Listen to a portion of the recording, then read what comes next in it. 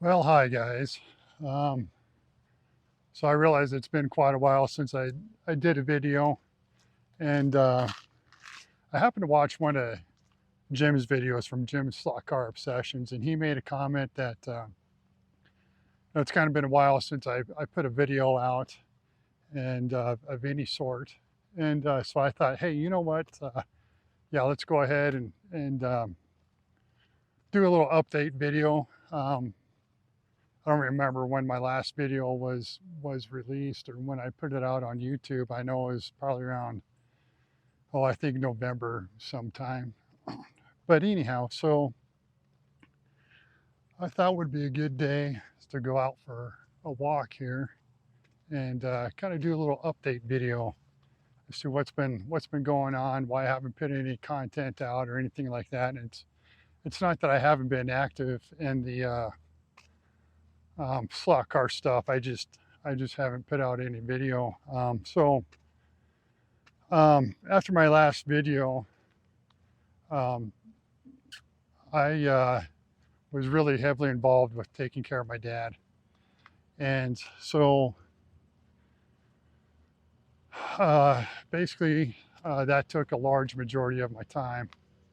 Basically, to the point to where I really didn't want to, or I just couldn't uh, sit down and put out content or videos. And then March 11th, he decided to go ahead and pass away on March 11th. So, and which was for the best that he he was ready to go. He was ready to go, and I got a car coming up behind me, so I just make sure I pull out of their way. But anyhow, so yeah, he was ready to go. He's 82 years old. Um, Christmas baby. He was born December 25th, 1944, and so he's lived long enough. He was in the Navy. He was a fire control specialist and whatnot on a submarine. So he's in the subservice, which, kudos to those guys. I could never be stuck in a metal tube for as long as those guys do. um, so anyhow, yeah, he passed away March 11th. A couple of days before my birthday. So I got that to think about every time my birthday month comes around. So anyhow, um, so yeah, after that, dealing with the funeral, um, I was named the executor of his will. So just trying to go through his stuff and his finances, and we're in the process of trying to get his house sold currently right now. So I'm still dealing with that. But yeah, so I thought I'd go for a little walk and just trying to explain to you guys um, about why I haven't put anything out. But so I decided I would, make a video.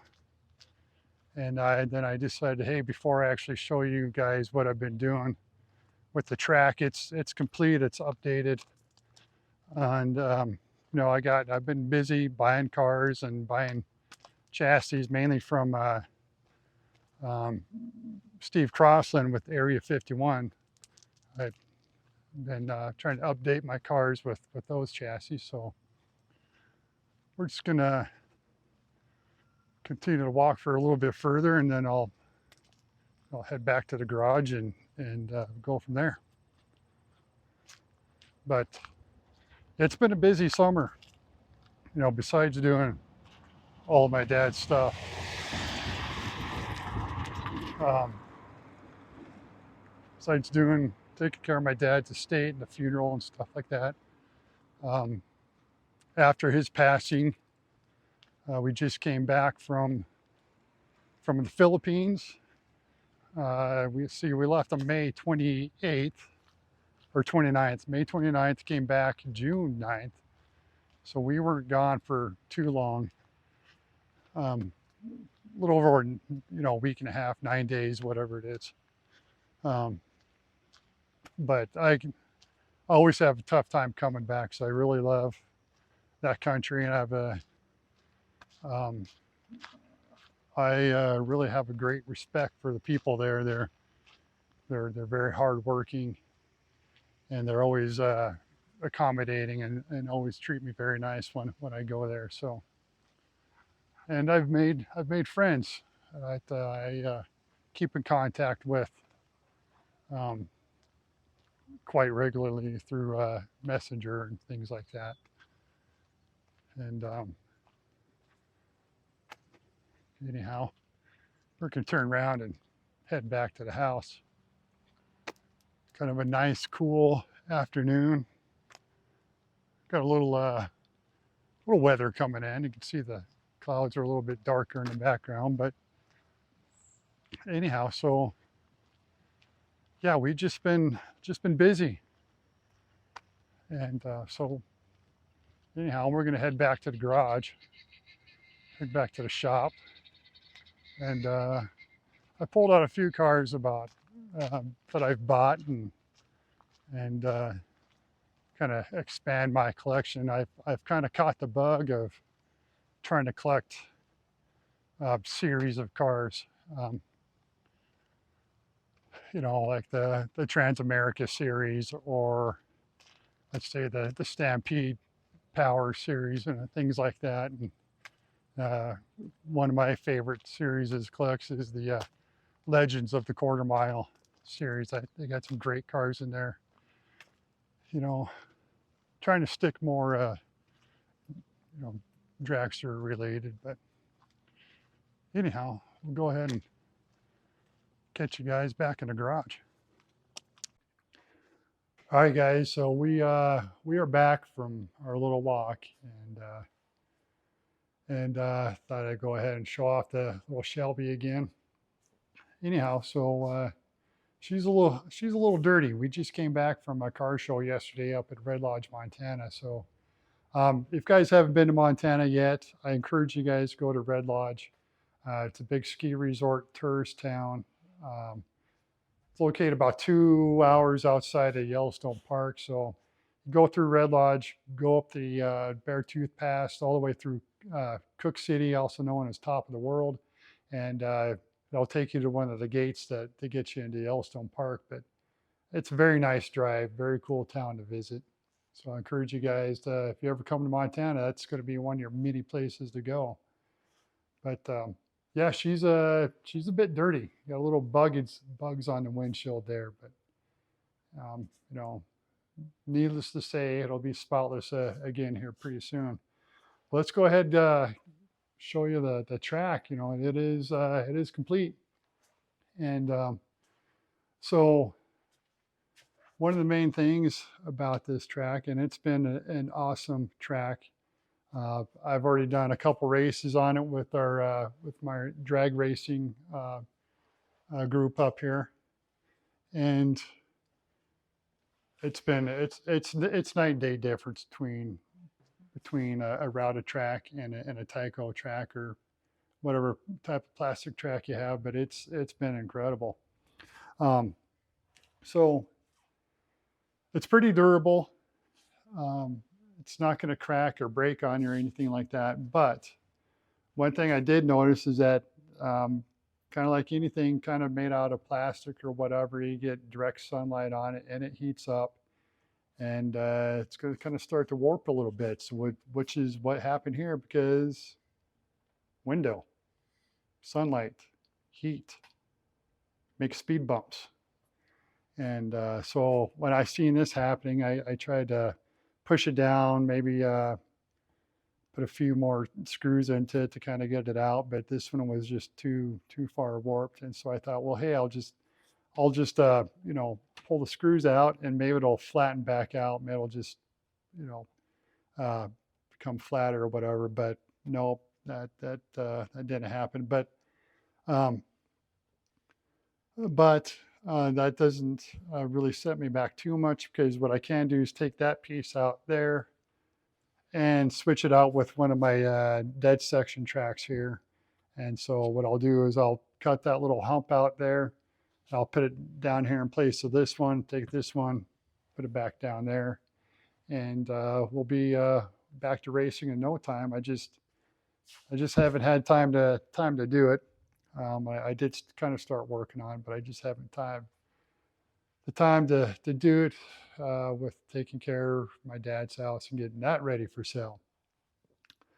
Anyhow, let's jump back over here to the slot cars here and what I bought. And so we start off on this end here with this nice Dunlop sign. So this I got off um, one of Scott's shows from Scott's House of HO Racing. If anybody's watching this, if you haven't checked out Scott's House of HO Racing on YouTube, you were missing out. He's a great guy, does a lot for the slot car community. But I won this off of, uh, off of one of his shows, and this is made by Luke from MX69. So if you go on eBay, look up MX69. He creates a lot of these type of signs and whatnot for your track or just to hang on your wall or whatever you might need it for. But he's got a lot of cool stuff, and you're helping out a great guy if you buy one. But kind of a little funny story behind that. It has to do with this old Cheez-It box here. So as I was working on the track, putting the wiring together and whatnot, I hear a little I hear my doorbell go off, and so I'm thinking someone's outside, and whatever. So I'm going to go see who it is, and I open up the door, nobody there, but this box sitting on my porch, and I'm thinking, oh, okay, well maybe my wife ordered some Cheez-Its or something and had it delivered or whatever. So I'm like, sweet, I'm kind of hungry, been slaving on that track all day, and yeah, I could use some Cheez-Its, maybe some cheese and crackers, whatnot, whatever. So I go open it up. Lo and behold, there's something better in it, the Dunlop sign. So I take that out. Sweet, put that on the track. That's awesome. Dig back in the side. I'm still looking for the Cheez-Its, Scott. So if you have the Cheez-Its that came in this, I need them. Anyhow, so I thought that was pretty funny. Scott got one on me. Move on to the old diecast here. So when I went to the Philippines, we made a stopover in Korea for a day or so. And so I was at the Seoul airport and the Incheon airport, and seeing this sitting in a toy store, 65 Shelby Cobra. And I like collecting diecasts from different countries because the packaging is different, the prices are different and whatnot, and it's just something cool to have. One cool story is that when I was in the Philippines, we were staying at a city called Iloilo, and I went to their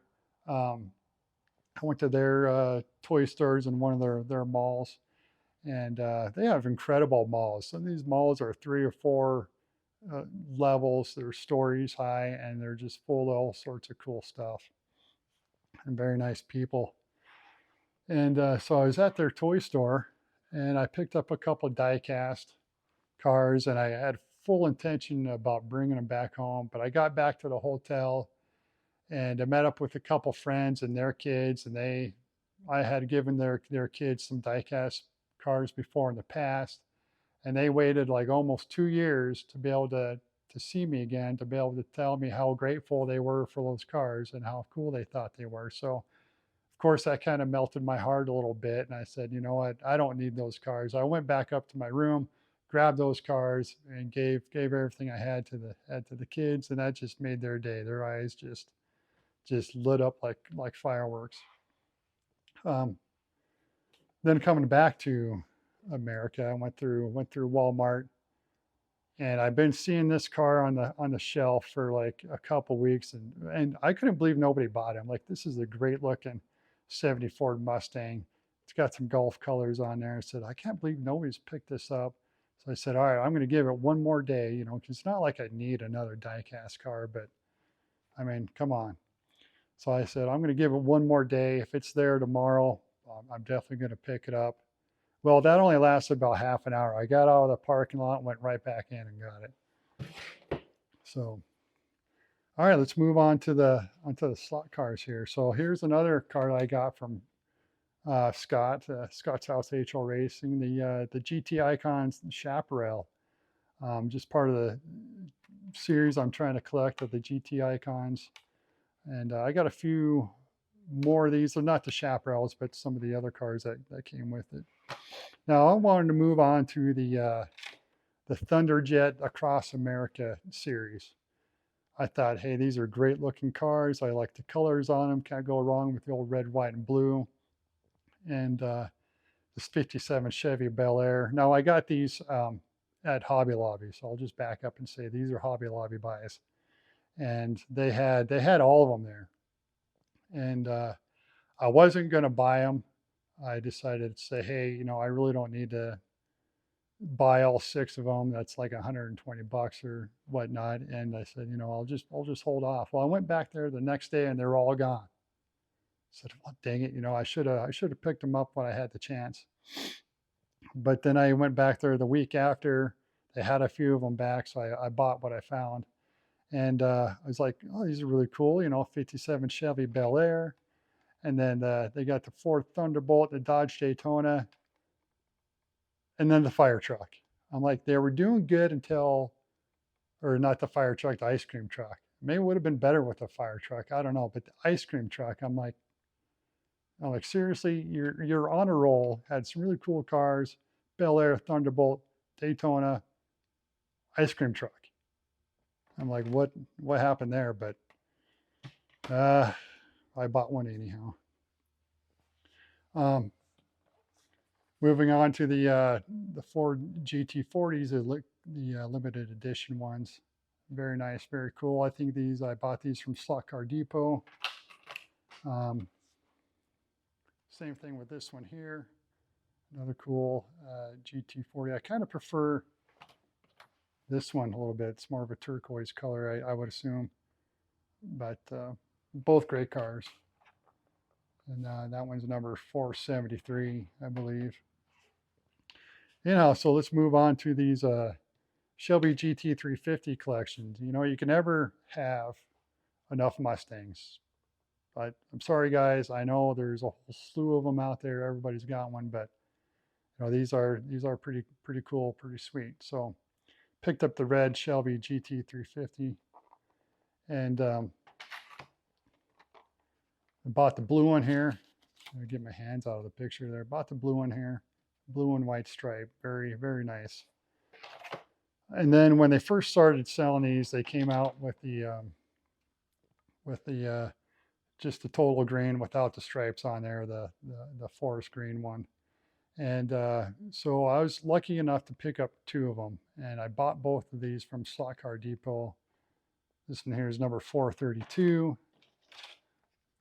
This one's number 830. Now I do have a friend of mine. He got in on it pretty early.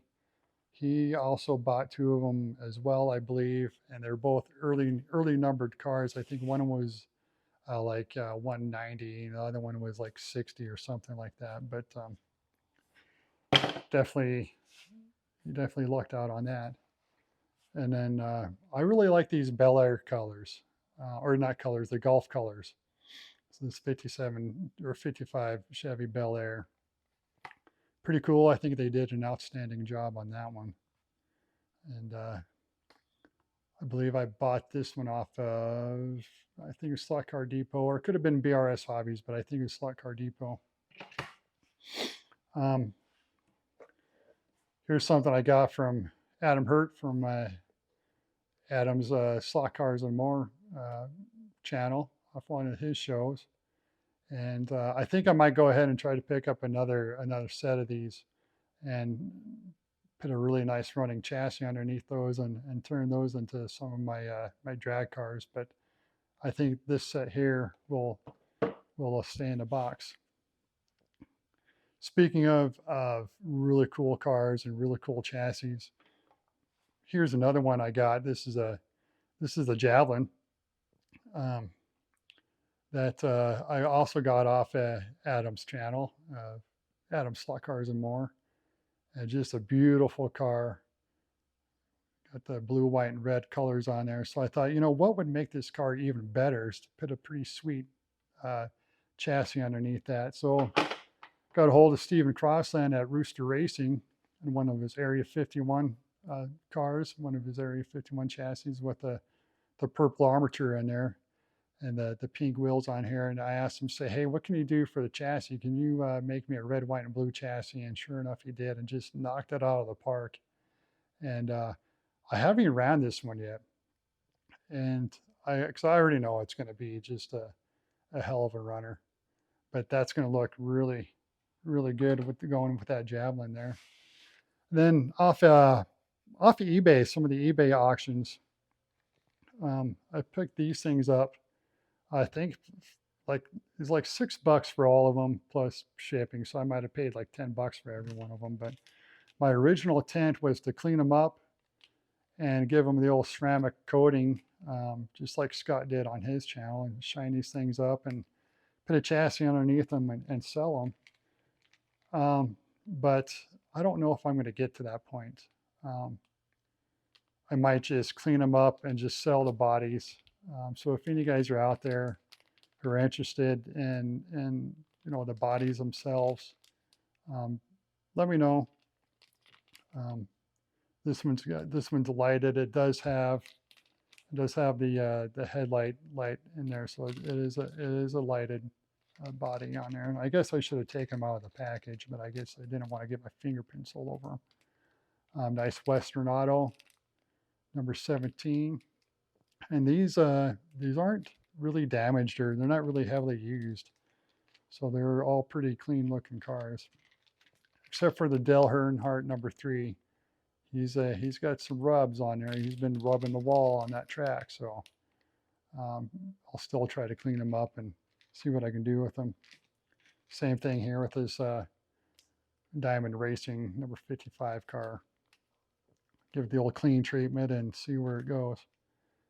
And then I'm not sure which one this one is. So if you guys in the comments could tell me what this is. I did. Yeah, so anyhow, so I want to move on over here. I gotta kind of wrap this video up a little bit. It's raining outside, and I just realized my my top's down on the car, so I had to run outside and put the top up real quick. But anyhow, I was showing off this one here. So if you guys know what this one is, let me know in the comments, and what it is, and maybe what body goes underneath that, or if I can find another body for it. But anyhow, so let's move on real quick here. So I've been a fan of these Legends of the Quarter Mile series. This one here is the LA Hooker 71 Ford Mustang car, and I really enjoy these ones here. Of course, the Transamerica series. This is the one that got me started collecting these ones here, the 67 Mercury Cougar. I thought that was just a great looking car. Moving on to the 70 Dodge Challenger by Sam Posey. Another great looking car as well. And of course, you can't have a Transamerica series without having the Parnelli Jones, the 70 Ford Mustang. Anyhow, so yeah, these are just a few of the cars I've collected. Got some of the Reaction Time series here, Super 3s, another Legends of the Quarter Mile, Dick Landy, Wally Booth. I really enjoy the Wally Booth one. That's a great looking Camaro here. I really like that green on that, and so I'm going to try just to buy the body and turn that one into a drag car, and then a bunch of these other ones here too. And of course, yeah, I know I really didn't like the ice cream truck, but I got it anyhow. Might as well. So that one stays buried in the back, but. anyhow, guys, so that's pretty much it. We're gonna call it a day, call it a night, call it a video. I got to get outside. I got to rescue that convertible. I ran out there and put the top up, but it's raining out, and we've been having rainstorms just about every evening, and it's been going out there and tearing up my trees in my yard. Not to mention the cornfield behind my house. But like I said, guys, we're gonna end it. So thanks for watching. Uh, I'll try to pump out some more content once I get the track back together and get that speed bump out of it, and we'll go from there. So thanks for watching. Have a good one.